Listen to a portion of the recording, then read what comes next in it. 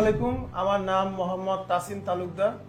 আমি ঢাকা ইউনিভার্সিটি থেকে accounting and information systems নিয়ে গ্রাজুয়েট করেছি 2022 সালে। গ্রাজুয়েশনের পর সবার মতো আমারও মনে প্রশ্ন ছিল যে এর পরের স্টেপ কি হতে পারে। এর মধ্যে আমি চাচ্ছিলাম যে আমার ফিউচারটা আমি মাস্টার্স করব, আমি দেশের বাইরে গিয়ে করার একটা প্ল্যান ছিল ফাইন্যান্স নিয়ে।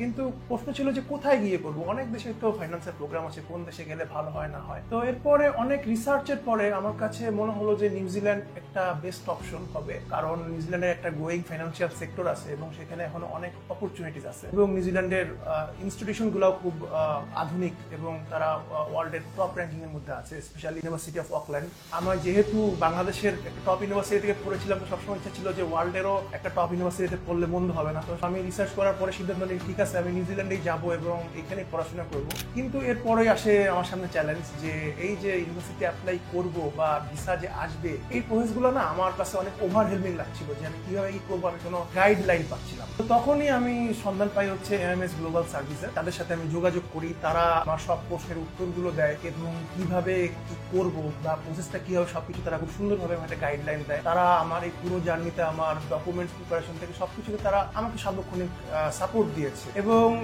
এই যে এখন আমি রিসেন্টলি আমার ই ভিসা পেয়েছি এবং খুবই জলদি ফ্লাই করছি। তো এই মোমেন্টে এসে মনে হচ্ছে যে না, আমার এই যে পুরো জার্নির পিছনে এমএস গ্লোবালের একটা কি রোল ছিল, তারা ছিল বিধায় আমার প্রসেসটা অনেক স্মুথ হয়েছে, অনেক আমি ইজিলি সবকিছু ম্যানেজ করতে পেরেছি। এই কারণে আমি সবাইকেই রিকমেন্ড করবো যে if you are planning to study abroad, I will definitely vouch for MMS Global Service. They are one of the best in Bangladesh and you can have one of the best service from them. Thank you so much.